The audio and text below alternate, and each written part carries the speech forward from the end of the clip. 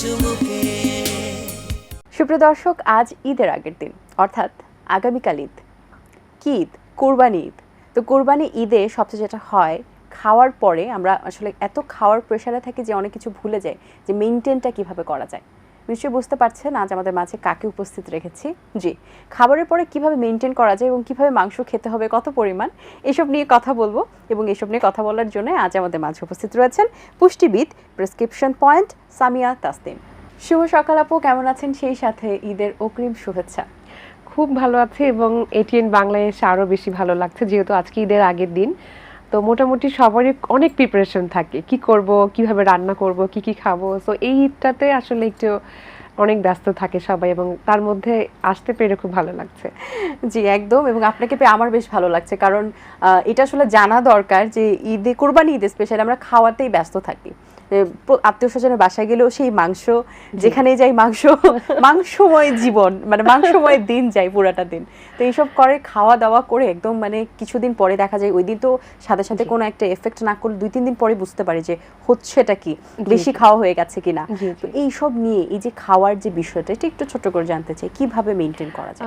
খুবই সুন্দর একটি প্রশ্ন। আসলে যেহেতু কালকে ঈদ, আজকে আমি কাউকে নিরাশ করতে চাই না। সবচেয়ে বড় কথা হলো যে আমাদের কোনো খাবার আসলে তখনই ক্ষতি করবে যখন এটার ব্যবহার বা অ্যাপ্রোচটা আমরা ভুল করব। মানে আপনার আসলে যে খাবারটা যতটুকু দরকার তার থেকে যখন আপনি বেশি নিয়ে নেবেন, ওইটা আপনার জন্য তখন ক্ষতি করবে, ওইটা ক্ষতির কারণ হয়ে যাবে। তো এই একইভাবে যখন আমরা চিন্তা করি, দেখা যায় যে অন্যদিকে অনিয়ম করার কারণে আমাদের রেগুলার যে খাবার, ভাত, মাছ বা মাংস বা সবজি, এই খাবারগুলো দেখলে আমরা ভয় পেয়ে যাই। ভাত খাবো, ভাত খেলে তাহলে তো আমার ওজন বেড়ে যাবে। মাংস খাবো অনেকগুলো, মাংস খেলে তো আমার এই সমস্যা হবে। প্রথমত এই কথাটা বলার কারণ হচ্ছে যে আমরা আসলে কতটুকু খেতে হবে এটি আমরা জানি না। আমরা যদি ভাত অল্প করে খাই, বা এই যে গরুর মাংস, কালকে ঈদ, দেখা যাবে যে প্রত্যেকের বাসায় কুরবানির মাংস থাকবে, এবং এটা তো আমাদের ইসলাম, যারা আমরা মুসলিম, তাদের একটা বিশাল একটা মানে একটা কি বলবো, যেটা একটা অন্যরকম একটা অনুভূতির জায়গা। তো এই জিনিসটা কিন্তু আমরা খুব আনন্দ নিয়ে খাই। আমি মনে করি প্রত্যেকটা মানুষ এই কুরবানির দিনে মাছ, যেটা মাংস, বিশেষ করে গরুর মাংস, খাসির মাংস যে খাওয়ার যে আমাদের যে উৎসব, এটা কিন্তু আমরা অবশ্যই এনজয় করব। তবে পরিমাণটা বুঝে নিতে হবে। যদি কোনো মানুষ থাকে যে যাদের একটু কোলেস্টেরল বেশি আছে বা হাইপার টেনশন আছে, উচ্চ রক্তচাপের ঝুঁকি আছে, তাদের জন্য ডেফিনেটলি দেখা যায় যে অতিরিক্ত তেল মশলার মধ্যে যে রান্না করা, গরুর মাংস ইটসেলফ দেখা যায় যতটুকু না আমাদের পুষ্টি উপাদান থাকে, তার মধ্যে দেখা যাচ্ছে 15 গ্রাম যে ফ্যাট থাকে 100 গ্রামে, সেইটার থেকে আরও বেশি ক্ষতি করছে। দেখা যাচ্ছে আমরা এটা আরও তেল দিয়ে, আরও মশলা দিয়ে যখন এটাকে অনেকক্ষণ ধরে কষিয়ে রান্না করছি, ওটাও কিন্তু একটু আনহেলদি প্রসেসে চলে যায়, বা অনেক বেশি চর্বিযুক্ত যে মাংসগুলো, এইগুলো তাদের জন্য আমরা নিষেধ করে থাকি, যে উচ্চ রক্তচাপ আছে বা কোলেস্ট্রল বেশি আছে, এভাবে না খেয়ে খুব কম তেলে, কম মশলা দিয়ে হয়তো আপনি বিফ প্রসেস করতে পারেন বা মাটনটা। সেখানে আমরা দেখা যায় যে একজন মানুষের জন্য 100 গ্রাম কিন্তু পারফেক্ট। দুপুরবেলা যদি সে লাঞ্চ করতে চাই, 100 গ্রামে সে 19 থেকে 22 গ্রাম পর্যন্ত প্রোটিন পাবে, এবং শুধুমাত্র মাংসের ক্যালোরিটা হচ্ছে 200-এর মতো। ওখানে তেল যোগ হয়ে আরেকটু ক্যালোরি বেড়ে যায়, তেল যতটুকু কম দেয়া যায়। আদারওয়াইজ যারা নর্মাল আছে তারা কিন্তু চাইলে একটু বেশি খেতেই পারে, হয়তো কাবাব করে খাবে বা একটু রান্না করে খাবে। আর একটু খেয়াল রাখতে হবে যে যেহেতু আমরা একই টাইপের ফুড বারবার রিপিট করতে হয় দাওয়াতে, আপনি যেটা বলেছেন যে দাওয়াতে গেলে আমাদের বিফি খেতে দিচ্ছে বা মাটন দিচ্ছে, পুরো মাসি মনে হয় থাকতে হয়। সো এই কারণে আমি বলবো যে একটু গ্যাপ দিতে হবে। সাথে আমরা স্যালাড রাখতে পারি, একটু ভেজিটেবলস অ্যাড করতে পারি। একভাবে না খেয়ে একটু আমরা গ্যাপ দিয়ে দিয়ে বা বুঝে পরিমাণটা মিলিয়ে খেলে আই থিঙ্ক এটা সবার জন্য কোনো ক্ষতি করবে না। মানে খাওয়া যাবে, যেহেতু খেতে ইচ্ছে করে খাওয়া যাবে, কিন্তু একটু পরিমাণ মতো বুঝে শুনে খেতে হবে। আচ্ছা, এবং স্পেশালি যারা আসলে ডক্টরের ডক্টরের ফলো আপে আছেন, তাদের একটু ডক্টরের সাথে বুঝে, বা যেভাবে আপনি সুন্দর করে যেমন হচ্ছে আপু যে অনেকের আছে ইউরিক অ্যাসিড বেশি থাকতে পারে, বা আরো কিছু ডিফারেন্ট, যেমন ইউরিক অ্যাসিড বেশি থাকলে প্লাস হচ্ছে যাদের কিডনির সমস্যা আছে, তাদের জন্য আমরা গরুর মাংসটা পুরোপুরি নিষেধ করে দিই। কিন্তু এছাড়া যারা স্বাভাবিক মানুষ রয়েছেন, বিশেষ করে প্রেগনেন্সি অবস্থায় কিন্তু গরুর মাংসের যে আয়রন বা ফোলেট থাকে, এগুলো কিন্তু খুব ভালো পরিমাণে পাওয়া যায়, যেটা একজন প্রেগনেন্ট ওমেনের জন্য ভালো, বাচ্চারা যারা রয়েছে তাদের জন্য ভালো, টিনেজার যারা রয়েছে পরিবারে তাদের জন্য ভালো, বয়স্করা হয়তো একটু পরিমিত খাবে, আর এই বিশেষ রোগগুলোকে একটু মাথায় রেখে খেতে হবে। বাহ। আচ্ছা, এই যে ঈদের আগের দিন সকালবেলা আমাদেরকে দিলেন সময়, আচ্ছা ঈদে আপনার কেমন যায়? আচ্ছা, ঈদের দিনটা আসলে মানে আমার জন্য খুব স্পেশাল। দেখা যায় যে ঈদের দিন আমার পরিবারের সবাইকে নিয়ে ঈদ করি। তো সবাই মিলে থাকার কারণে খুব মজা হয়। দেখা যায় সবার জন্য রান্না করি। তো ঈদের দিনটা শুরুটাই হয় আমার রান্না দিয়ে। যেহেতু সেমাই করতে হয়, পায়েস করতে হয়। আমার ৩ বাচ্চা আছে, হাসব্যান্ড আছে, আমার শাশুড়ি আছেন। তো সেখানে হয়তো আমাকে তাদের জন্য একটু সেমাই, পায়েস যেটাই করি, বাচ্চারা যদি কোনো স্পেশাল রিকোয়ারমেন্ট থাকে সেটা বানাচ্ছি, হয়তো কখনো কুনাফা বানাই। এটা বছরে একবার একটু মজা করে করা হয়। তাছাড়া বাকি দিনগুলো ওই যে একটু আমার শাশুড়ির সাথে একটু কুরবানির মাংস টাংসগুলো একটু ঠিক করতে হয়, সেই মেইনলি বেশি করেন, আমি একটু হয়তো টুকটাক হেল্প করছি, রান্নাটা আমার করা হয়। তো পরে দেখে দেখা যায় একটু ঘুরতে বের হয়ে গেস্ট আসে, আমি যাই, এইভাবে করে সময় চলে যাচ্ছে আর কি। বাহ। তো আজ রাতে কি ঈদের কেনাকাটা করতে যাওয়া হবে, নাকি কেনাকাটা ডান, নাকি গরুর হাটে যাওয়া হবে? কেনাকাটা এখন ব্যাপারটা এমন হয়েছে অনেস্টলি আপু, যে আমি যদি আমার শৈশবে ফিরে যাই, আমার মনে আছে যে আব্বু যখন আমাদেরকে বলতো যে আজকে শপিং এ যাব, আমার তো মনে হতো মানে ওই কি, দিনই? হ্যাঁ, যে 2 দিন আগে বললে, কারণ আব্বু হচ্ছে ব্যাংকার ছিলেন, আব্বু ছুটি পেতেন না, খুব কম ছুটি পেতেন। তো আব্বু এমনি বলে রাখতেন যে আমরা আগামী শুক্রবারে হচ্ছে শপিং এ যাব তোমাদেরকে নিয়ে। ওই 2-3 দিন আমার তো ঘুমই হতো না, যে কবে ওই ফ্রাইডে আসবে, কবে আমি হচ্ছে বিকালবেলা লাঞ্চের পরে শপিং এ যাব। বাহ। আর এখন এমন হচ্ছে যে আপু শপিং সারা বছরই করার কারণে নিজের জন্য আলাদা করে আসলে ভালো লাগা কাজ করে না, তবে বাচ্চাদের জন্য বা পরিবারের কারোর জন্য করতে ভালো লাগে। দেখা যায় আমি সারা বছরই বাচ্চাদের জন্য কিনি, তো আমারটা মোটামুটি টুকটাক হয়েছে, সবার জন্য কেনাকাটা করেছি টুকটাক আর কি। তাহলে কি এখন আর আজকে হাটে যাওয়া হচ্ছে, বা হাটে কি কখনো যাওয়া হয়েছে? হাটে কিন্তু আমি গিয়েছি, এটা কেমন ছিল এক্সপিরিয়েন্স আমি experience? নিয়েছি। আমার মানে আমি তো বেশ কয়েকবার দেখা গিয়েছে যে ওই হয় কি, আমার শ্বশুর বাড়িতে কয়েক জায়গায় কুরবানি করা হয়, আমার বাবার বাসায় ওখানে থাকি, আমার শ্বশুর বাড়িতে দায়িত্ব থাকে। অনেক বেশি। হ্যাঁ, আবার আমি যখন নিজের জন্য ভাবি যে ঠিক আছে বাচ্চাদেরকে দেখানোর জন্য আমি কিছু করি, তো এই জন্য আমি একবার গিয়েছিলাম। তো ওবার যে আমার খুব ভালো লেগেছিল, অনেক টাইপের আসলে দেখা যায় গরুর ডিভাইড করা থাকে বিভিন্ন সাইজের, আবার বিভিন্ন ধরনের হ্যাঁ গরু বিভিন্ন ওখানে থাকে। ধরনের থাকে। ভয়ঙ্কর ব্যাপার হলো কি, গরুগুলো মাঝে মাঝে খুব ছুটে আসতে চায়, ও মাই গড। ওগুলো খুব ভয়ঙ্কর। মাঝে মাঝে গরুর দেখা হাট যায় কিন্তু যে খুবই dangerous। হ্যাঁ চলে আসবে, হয়তো মারবে আমাকে, এরকম একটা অনুভূতি। তো দূরে দূরে ছিলাম, সাথে আমার ড্রাইভার ছিল, হেল্প করছিল আর Especially কি। লাল তো একদমই পড়ে যাওয়া যাবে না, তাহলে গরু একদম টার্গেট করবে। এইটা অবশ্য মাথায় ছিল না আমার, এখন মনেও পড়ছে না কি কালার পরে গিয়েছিল। আই হোপ সো রেড ছিল না। আই থিংক রেড ছিল না। যাক, খুবই ভালো। গরুহাটে যাওয়ার কিন্তু একটা এক্সপেরিয়েন্স করা হ্যাঁ, দরকার এবং আমার মনে হয় প্রত্যেকটা আমার কাছে মেয়ের মনে হয় জন্য। কি আপু, প্রত্যেকেই না প্রত্যেকটা জিনিসের টেস্ট বা এক্সপিরিয়েন্স নেওয়া নেওয়া উচিত। উচিত। এটা মানে অন্যরকম একটা মজা আছে। আমি শুধু মানে এটা করব, এটা করতে পারি না, আমার কাছে এটা মনে হয় না। আমি আবার সবকিছুতেই খুব আনন্দ নিয়ে করতে পারি। Smart women.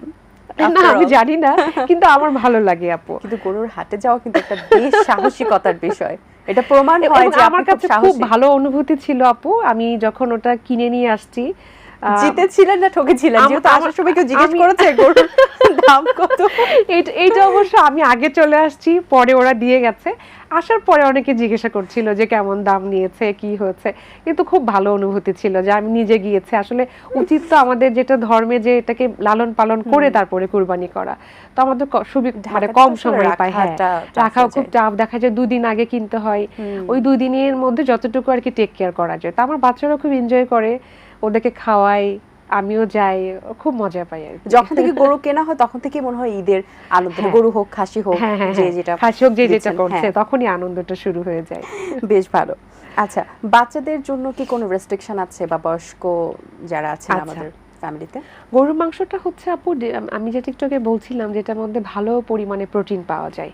প্রোটিন একটা বেস্ট সোর্স, এবং এটার সাথে কিন্তু আমাদের আয়রনটা অনেক বেশি। এবং আপনি জানেন যে বাচ্চাদের, একদম ছোট বাচ্চা থেকে শুরু করে টিনেজ পর্যন্ত, এদের যে গ্রোথ টাইম, এই টাইমটা কিন্তু প্রোটিন এবং আয়রন এটা খুবই জরুরি। বিশেষ করে মেয়ে বাচ্চাদের জন্য তো আরও বেশি, ছেলেদের জন্য সমানভাবে এটা জরুরি। তো আমি মনে করি এই ঈদে বাচ্চাদের জন্য কোনো রেস্ট্রিকশন নেই, বাচ্চারা খাবে, তবে খেয়াল রাখতে হবে যে কোনো বাচ্চার আসলে কোন প্রসেসে দিলে সে পছন্দ করবে, তার ডাইজেশনের প্রবলেম হচ্ছে না, বা রিপিট করার থেকে বেটার যদি একটু গ্যাপ দিতে পারে, যে হ্যাঁ লাঞ্চ ঈদের দিন লাঞ্চে নিল, ডিনারে অল্প করে নিল, পরের দিন হয়তো একটু গ্যাপ দিল, তারপর আবার একটু দিল। আর বড়দের ক্ষেত্রেও সেম আমার সাজেশন থাকবে, কারণ একই খাবার যখন বারবার রিপিট হয় তখন কিন্তু একটু ট্রাভেল হয়। তার ডাইজেশনের প্রবলেম হতে পারে। সো বড়দের ক্ষেত্রে আমার সাজেশন যে তারাও একটু বুঝে খাবে, পরিমাণটা বেশি খাওয়া যাবে না, চর্বিযুক্ত যে মাংসটা সেটাকে অ্যাভয়েড করতে হবে, অতিরিক্ত তেল মশলাটা অ্যাভয়েড করে সলিড মাংস যেটা আছে সেই অংশটুকু নিবে, সাথে একটু সবজি সালাদ করে নিতে পারে বা ফ্রুট সালাদ হতে পারে।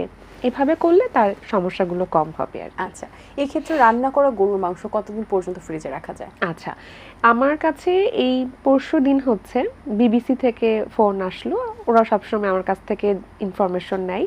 তো ওখানে একটা কোশ্চেন ছিল হচ্ছে যে গরুর মাংস, শুটকি গরুর মাংসটা ভালো নাকি নর্মাল রান্না গরুর মাংসটা ভালো। আপনি যেহেতু একই কোশ্চেন করেছেন কতদিন রাখা যায়, তো যদি কেউ মনে করে যে গরু মাংস রান্না করে ডিপ ফ্রিজ করে রাখবে, সেটা 1 মাস পর্যন্ত দেখা যায় যে এখানে কোনো টেস্ট বা পুষ্টির কোনো বেশি তারতম্য হয় না। তার থেকে বেশি হলে দেখা যায় এটা প্রবলেম হতে পারে।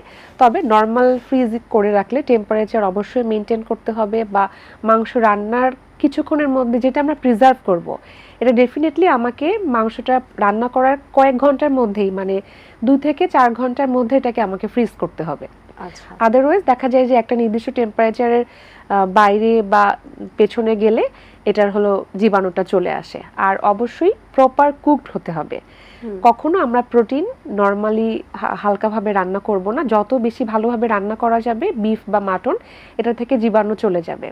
আর এটা আমরা ওই যে বললাম প্রসেস করে রাখতে পারি। আর যে শুকনা মাংসের কথা যেটা বলছিলাম, এটাও কিন্তু এখন অনেকেই খুব পছন্দ করে খাই। ইভেন আমার বাসাতেও দেখা যায় আমার হাজবেন্ড পছন্দ করে, সব সময় খায় না, কুরবানির সময় শুটকি করে রাখা হয়, পরে সে এটা হয়তো 1টা বা 2টা পিস করে খেতে পারে। তো এটার পুষ্টিগুণটা একদিক থেকে ভালো, কারণ আমরা যখন মাংস রান্না করি তখন কিন্তু তেলটা অ্যাড করছি, আমরা যখন শুটকি করছি তখন কিন্তু তেলটা আমরা অ্যাড করছি না। এবং তেল বাড়তি অ্যাড না করার কারণে এখানে আমাদের এক্সট্রা ফ্যাট বা ট্রান্স ফ্যাটটা কিন্তু যাচ্ছে না। প্লাস এই যে মাংসের পানিটা যে শুকিয়ে যাচ্ছে, মাংসের মধ্যে যে পানি পরিমাণ থাকে তাতে আমরা যে 100 গ্রাম করি সেখানে যে পুষ্টি, আবার শুকিয়ে গেলে শুধু আমাদের যে খাবারের অংশটুকু পানি ছাড়া সেটাতে কি হচ্ছে, নিউট্রিয়েন্টস ডেন্স বেশি হচ্ছে, পুষ্টি পরিমাণটা বেড়ে যাচ্ছে। তো আমি সেক্ষেত্রে বলবো যে পোর্শন অনুযায়ী তো আমাদের আসলে পুষ্টি নির্ধারণটা হয়। তো শুটকি করেও কেউ রাখতে পারে, রান্না করেও ডিপ ফ্রিজে রাখতে পারে, আর অনেকে তো কাঁচাও দেখা যায় রেখে যায়। তবে 1 মাসের বেশি না খাওয়াটাই ভালো, আসে এর মধ্যে খেলেই ভালো। বাহ, খুব সুন্দর বলেছেন আপু, খুবই গুরুত্বপূর্ণ, আসলে এটা সকলের জন্যই জানাটা গুরুত্বপূর্ণ। ঈদে অনেকেই দেখা যায় যে মাংস খাওয়ার তাড়নাই হোক বা ব্যস্ততার কারণে পানি খাওয়াটা একদমই হয় না, তো সেক্ষেত্রে তো ডিহাইড্রেশন হয়, কি করা যায়? এটা খুব গুরুত্বপূর্ণ, কেননা আমরা এখন সামারে কিন্তু আমাদের ঈদ পড়েছে, খুব স্বাভাবিক দেখা যাবে যে হুট করে তো ওয়েদার ভালো থাকলে ভালো, আদারওয়াইজ অনেক সময় অনেক বেশি রোদ থাকে। আবার যদি আমরা খুব অয়েলি খাবার খাই সেগুলো কিন্তু আমাদের বডিতে পানি শোষণটা বেড়ে যায়, তখন পানি চাহিদা বেড়ে যায়। তখন যদি আমরা কম পানি খাই শরীর তো পুরো ডিহাইড্রেটেড হয়ে যায়। এবং আপনি জানেন যে বিশেষ করে আমাদের ছেলেরা যারা একটু কুরবানি নিয়ে ব্যস্ত থাকে বা বাসার যারা গার্জিয়ান তারা সময় পায় না, হয়তো পানি কম খাচ্ছে, তাদের জন্য আমি বিশেষ করে বলবো যে অ্যাটলিস্ট প্রচণ্ড গরমে গা ঘেমে গেলে ডাবের পানি বা এমনও হতে পারে স্যালাইন পানিও খাওয়া যেতে পারে তার রিকোয়ারমেন্ট অনুযায়ী। আদারওয়াইজ নর্মাল পানি, ফ্রুট জুস এগুলো কিন্তু খেতেই পারে, কাঁচা আমের শরবত বা তরমুজের শরবত করেও কিন্তু মানে উইদাউট সুগার আমরা নিতে পারি, বা পানিটা যেভাবে হোক আমার লিকুইডটা একটু বেশি করে নিতে হবে, তাহলে দেখা যাবে তার শরীরটা ডিহাইড্রেটেড হচ্ছে সেটা ঠিক হয়ে যাবে আর কি। আচ্ছা, অনেকক্ষণ বাইরে মাংস রাখার ফলে কি মাংসের গুণাগুণ নষ্ট হয়? অবশ্যই গুণাগুণ বলতে যে পুষ্টির যে মানটা সেটা আসলে নষ্ট হয় না, কিন্তু হয় কি অনেক সময় রেখে দিলে ওই যে মাংসের যে একটা টেম্পারেচার বলেছি যে জীবাণু আক্রমণ করে, তখন ওই ব্যাকটেরিয়া বা জীবাণুটা যদি চলে আসে তখন ওটা আবার আমাদের জন্য ক্ষতিকর হয়ে যায়। তো আমি মনে করি যে অবশ্যই আমাদের নির্দিষ্ট সময়ের মধ্যে এটাকে প্রসেস করে, আর সবসময় চেষ্টা করতে হবে যে ওটার সাথে যদি কোনো রক্ত লেগে থাকে, ব্লাড লেগে থাকে, সেটাকে ক্লিন করে তারপরে ফ্রিজ করলে ভালো, পরিষ্কার করে একটা সুন্দর করে র্যাপ করে ফ্রিজ করলে এটা ভালো। এবং অবশ্যই সেটা শর্ট টাইমের মধ্যে, যত বেশি লেন্দি হবে তত এটা ব্যাকটেরিয়া গ্রো করবে। আচ্ছা, রাতে ঘুমানোর কত আগে খাবার খাওয়া উচিত, ডিনার করা রাতে আমি তো সবসময় আমার ক্লায়েন্টদেরকে সাজেস্ট করি যে একদম 6টা থেকে 7টার মধ্যে ডিনার করে ফেলা। কারণ হচ্ছে আপনি দেখবেন যে পুরো বাইরের কান্ট্রিগুলোতেও আমি আমার প্রফেশনের সুবাদে আমি অনেক ফরেন পেশেন্ট ডিল করেছি, আমি দেখেছি কোরিয়ান, জাপান, এদের কিন্তু ম্যাক্সিমামই ওরা সলিড ফুড হচ্ছে 6টার পরে আর নেয় না। এবং আমি নিজেও আমার বাসায় অ্যাপ্লাই করেছি, মানে আমিও চেষ্টা করি 6টা 7টার মধ্যে ডিনার করে ফেলে। এটাতে 2টা বেনিফিট হয়। একটা হচ্ছে যে আপনার সন্ধ্যার সময় আমাদের কি হয়, একটা এক্সট্রা ক্রেভিং কাজ করে, আমরা ভাবি যে ওই সময় আমাদের স্ন্যাক্স নিতে হবে, অনেক ভাজা পোড়া খাবার, অনেক আনহেলদি জাঙ্ক ফুড আমরা খেয়ে ফেলি, বা হয়তো বাসায় অনেক ক্যালোরি রিচ খাবারগুলো খাচ্ছি, আবার ঠিকই রাতের বেলা আবার লেট করে আবার ডিনার করছি। তাতে হয় কি অনেক ক্যালোরি একসাথে কনজাম্পশন হচ্ছে, ওয়েট বেড়ে যাচ্ছে, আবার খাবারটাও কিন্তু ডাইজেস্ট ঠিক মতো হচ্ছে না। এই জন্য খাবারটা খাওয়ার নিয়ম হলো অবশ্যই ম্যাক্সিমাম 8টার মধ্যে খেয়ে ফেলা। যাদের কিছু করার নাই তারা অ্যাটলিস্ট ঘুমাতে যাওয়ার 2 ঘন্টা আগে খেয়ে ফেলবে। আচ্ছা, এবং খাবার পরে হেভি খাওয়ার পরে ব্যায়াম বা এক্সারসাইজ কি করা যেতে পারে? হ্যাঁ, এটা তো অবশ্যই করা যেতে পারে। আমাদের প্রত্যেকেরই উচিত প্রতিদিন একটা নির্দিষ্ট টাইম বের করা, যে সময় আমরা একটু ফিজিক্যাল অ্যাক্টিভিটি বা মুভমেন্ট করা সম্ভব হয়। হাঁটতেও পারে 40 মিনিটস বা 1 ঘন্টা, এটা এনাফ। আর যদি কেউ আরেকটু বেশি স্পিডে চায় বা আরো কিছু চায়, সেটা তার বডি কন্ডিশন অনুযায়ী সে তার রিকোয়ারমেন্ট অনুযায়ী সে হাঁটতে পারবে। আচ্ছা, অনেকে মনে করে লেবুর রস বা টক দই খেলে চর্বিটা চলে যায়। এটা আসলে সম্পূর্ণ একটা, মানে আমি বলবো না সম্পূর্ণ, এটা কিছুটা ভুল ধারণা। কারণ যেমন হচ্ছে, যদি আমি ইনডিরেক্টলি বলি, লেবু বা টক যেটা আমরা বুঝি, এখানে আসলে সাইট্রিক অ্যাসিড বা ভিটামিন সি থাকে। ভিটামিন সিটা হচ্ছে খুব পাওয়ারফুল একটা অ্যান্টিঅক্সিডেন্ট, যেটা আমাদের আসলে ডাইজেস্ট করতে হেল্প করে, যে কোনো ফুডকে এটা অ্যান্টিবডি প্রোভাইড করে, যেটা ইনডিরেক্টলি হয়তো আমাদের হয়তো ফ্যাট বার্নে হেল্প করে, কিন্তু লেন্দি প্রসেস। আর এই যে আমাদের লেবু বা যে কোনো একটা টক ভিটামিন সি যুক্ত, এটা যদি আমরা ঠান্ডা পানিতে দেই ভিটামিন সি নষ্ট হয়ে যাবে। এটা যদি আমরা গরম পানিতে দিই সেখানেও কিন্তু ভিটামিন সি কিছুটা নষ্ট হয়ে যায়। তো আমি মনে করি এই যে যেটার উপকারিতা পাওয়ার জন্য আমরা খাচ্ছি, সেটা এইভাবে খেলে তো আমরা কিছুই পাচ্ছি না। আর খেলে যে সাথে সাথে আমাদের ফ্যাট কেটে যাবে, ফ্যাট বের হয়ে যাবে, এটা সম্পূর্ণ আমাদের ভুল ধারণা। এটা হওয়ার কোনো চান্স নেই। তাই আমাদের খেয়াল রাখতে হবে যে আসলে মূল আমাদের সারাদিনের কতটুকু ক্যালোরি চাহিদা, তার মধ্যে খাবারটাকে নির্ধারণ করে বাকি খাবারগুলোকে আমার খাওয়া। যেমন আমি যদি বিফ খেতে চাই এই ঈদে, আমি অবশ্যই যেটা করতে পারি, আবার অন্য খাবারগুলোকে আমি কমাই দিতে পারি। কমিয়ে দিয়ে আমি হয়তো একটু বিফ পছন্দ করছি, ওটা একটু বেশি খেলাম। অন্য হয়তো স্ন্যাক্স নিলাম না, অন্য হয়তো আমি খুব বেশি সেমাই পায়েস খেলাম না, অল্প করে খেলাম, কারণ আমার ক্যালোরিও কন্ট্রোল হলো, আবার আমার খুব বেশি আনহেলদি খাবার গেল না। এইভাবে কিন্তু আমরা প্রত্যেকেই ব্যালেন্স করে নিতে পারি। আচ্ছা, খাসির মাংস কি গরুর মাংসর থেকে বেশি ক্ষতিকর? না, ব্যাপারটা এরকম না। এটা ডিপেন্ড করবে আসলে আমরা ওই মাংসের চর্বির পরিমাণটা কতটুকু আছে। কম্পারেটিভলি দেখা যায় যে খাসির মাংসের চর্বির পরিমাণটা বেশি থাকে, কিন্তু আমরা যখন আসলে পুষ্টির মানটা বের করি, তখন আমরা হিসাব করি যে মাংসের সলিড মাংস কতটুকু নিলাম, ওটার সাথে কত পার্সেন্ট ফ্যাট আছে, কত পার্সেন্ট ফ্যাট নাই, চর্বি ছাড়া না চর্বি সহ। এভাবে চিন্তা করলে, চর্বি সহ করলে তখন একটু ক্যালোরি বা ফ্যাটের পরিমাণটা বেড়ে যাবে ডেফিনেটলি। তাই আমরা যদি চেষ্টা করি যে এটার ফ্যাটটাকে অ্যাভয়েড করে গ্রহণ, মানে খাবারটার মাধ্যমে যদি খাওয়া, তাহলে এটা খুব বেশি আমাদের ক্ষতি করবে না। আচ্ছা, অসংখ্য ধন্যবাদ আপু, খুবই খুবই গুরুত্বপূর্ণ এবং এটা আসলে সকলেরই জানা উচিত। সেরকম কিছু টিপস দিয়েছেন, অনেক শুভকামনা রইল আপনার জন্য। ভালো থাকবেন সবসময়, এবং আবারও ঈদ মোবারক। ঈদ মোবারক, এবং দর্শকদেরকে ঈদ মোবারক। আপনারা সুন্দর করে ঈদ পালন করুন কালকে, এবং এমনভাবে খাবারগুলো গ্রহণ করুন যেন আপনি পুরো ঈদের দিনটাকে এনজয় করতে পারেন। খাবার খেয়ে অসুস্থ হয়ে গেলে কিন্তু আপনার ঈদের আনন্দটাই নষ্ট হয়ে যাবে। তাই অবশ্যই পরিমিত খাবেন, এবং সবাইকে আসলে অনেক শুভেচ্ছা। ভালো থাকবেন। একদম ঠিক বলেছেন আপু, সুস্থ থাকতে হবে। জি জি। দর্শক, আশা করছি আজকের আয়োজন ভালো লেগেছে। আজ এই পর্যন্তই। আপনাদের সঙ্গে দেখা হবে আগামী পর্বে নতুন কারোর সঙ্গে। সেই পর্যন্ত ভালো থাকবেন, সুস্থ থাকবেন, এটির বাংলার সাথেই থাকবেন। সকলকে আল্লাহ হাফেজ। দিন আসে দিন যায়, সময়টা চলে যায়, তবু আছি এই বেশ ভালো। জীবনটা রঙময়, যেভাবেই হওয়া চাই, নয় কভু সাদা কালো।